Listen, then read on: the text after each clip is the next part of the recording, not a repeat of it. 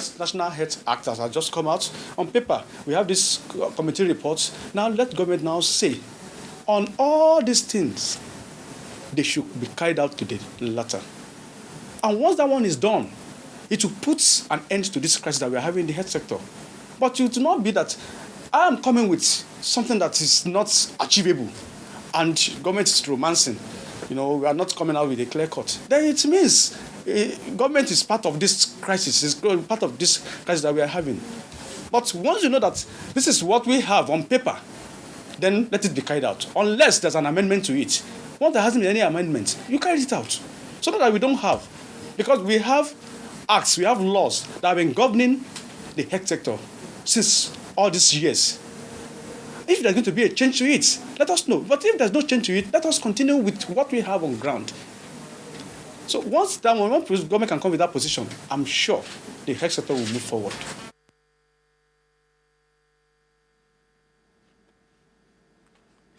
Welcome back. Well, yes, they're just trying to remind us of the several aspects of some of the issues that needs to be addressed, maybe with the new elected governments coming into place. But we're joined now by Alhaji Mohammed Yakubu, who is a member, National Executive Council of Arewa Consultative Forum. Thank you for coming on this morning. Yeah, thank you, Exemplary.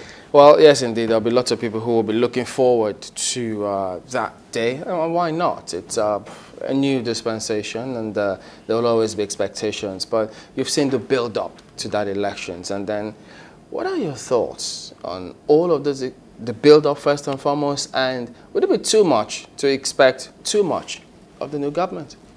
Yeah, quickly, within some few seconds, let me just appreciate what you guys have been doing on this medium, this channel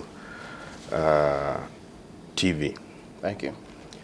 I came all the way from Kaduna to honor this your invitation because you guys have not thrown caution, have not thrown decorum, have not thrown ethics to the winds, especially in this season of politicking.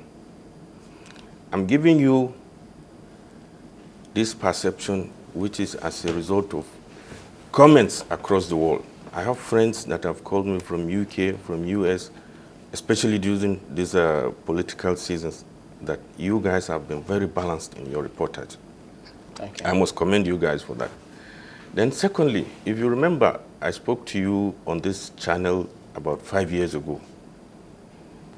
I don't normally talk all the time. I talk when people are ready to listen, especially those in government. Well, there have been serious build-up, high tensions before now. But we must give thanks to Almighty Allah for having bring us thus far and having take charge of Nigerian affairs.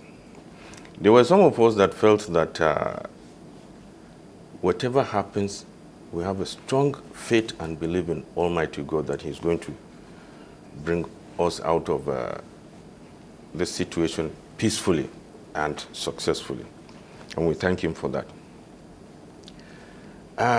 Buhari, we are lucky to have somebody like Buhari at this point in time, but I don't envy his job now.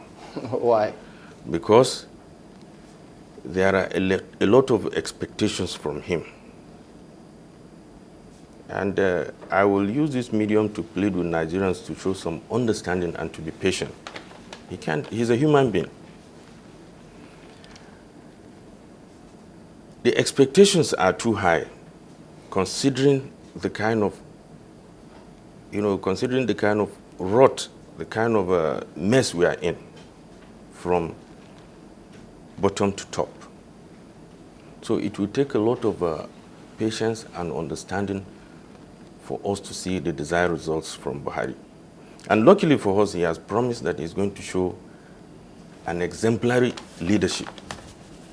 And I know some people around him that can look up to him and tell him that, Mr. President, what you are doing is wrong. Not only tell him that what he's doing is wrong, they could even threaten him that they will sever their relationship with him. if he does not back down or if he does not do the right thing. And in this kind of people, we have his age mates and we have younger elements, people like us, younger elements around him that could look up to him and tell him the truth. They listen to younger elements? He listens to younger elements. He listens to younger elements. And this is a good virtue of a leader. And this is one of the locks we have now. He's going to listen, and he has people around him that could look up to him. Because you know that impression that many have, that in this country, that younger people are not given that pride of place. People always say the youths are the leaders of tomorrow. Yeah. But then the youths always tell you, look, tomorrow never comes, because they just keep, why don't just let them be in the thick of things? With Buhari now, the youths will count. Tomorrow will come.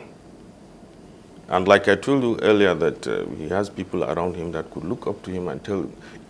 We have a problem in this country when we don't have people around a leader that could look up to him and say, look, Mr. President or Sir, what you are doing is wrong. And not only tell him that what he's doing is wrong, threaten him even that, look, if you don't retrace your steps, we're going to sever our relationship with you.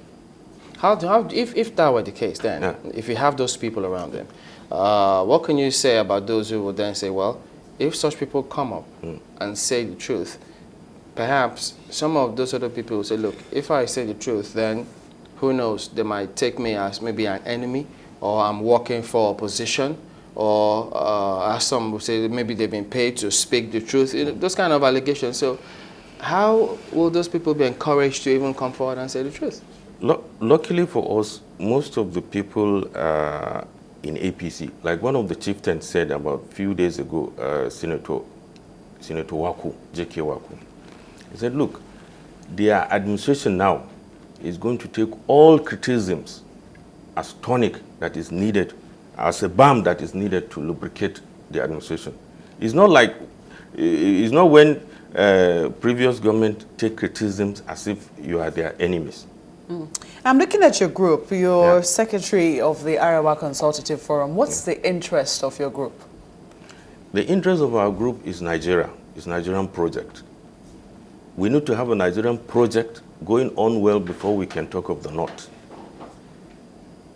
Okay, so you're saying that it's the Nigeria project first, and then the Northern agenda for you next. Okay, I'm very interested in that element of the Northern agenda, because it was saying that to get this victory for the APC, they had to, well, I say, mend ties, as it were, broker peace, ensure that there was more understanding between, say, the North and the West. Unfortunately, people have already noticed that it was saying that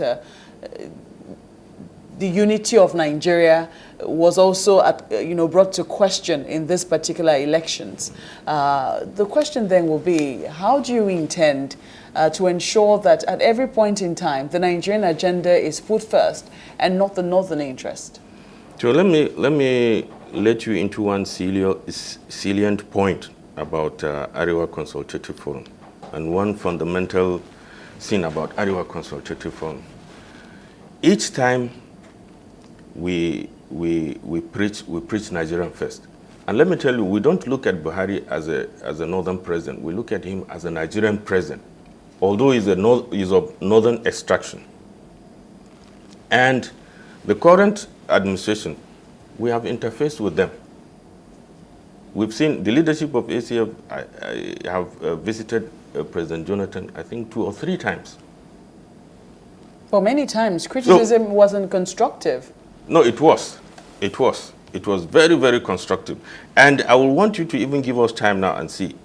If Buhari does not do what is right, the Arewa Consultative Forum will be the first group to fire the shots. By what is right, what do you mean? What is right is to be fair, equitable, and just to all Nigerians. I must be frank with you.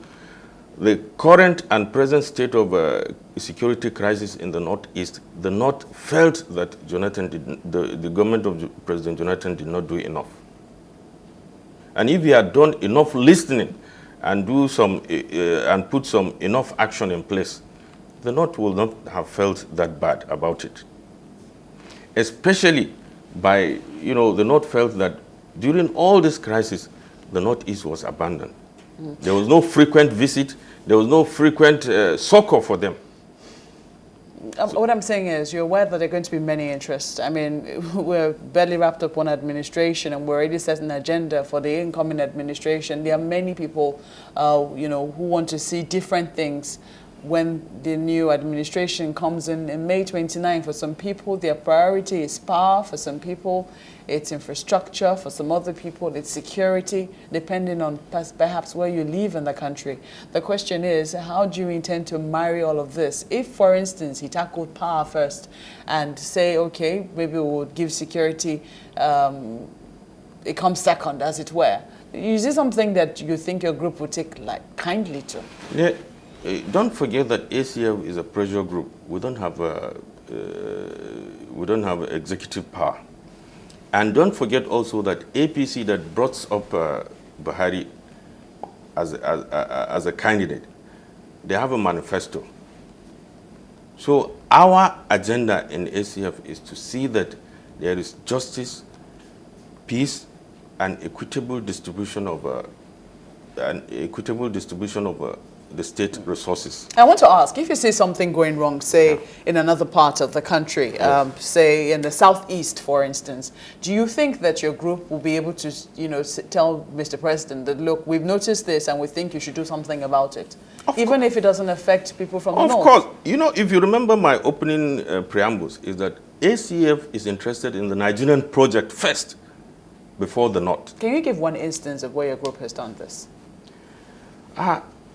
In the build-up to this political tension before the elections, ACF tried to reach out to all other various groups like the Ohanese, the Afenifere. That is the best we can do.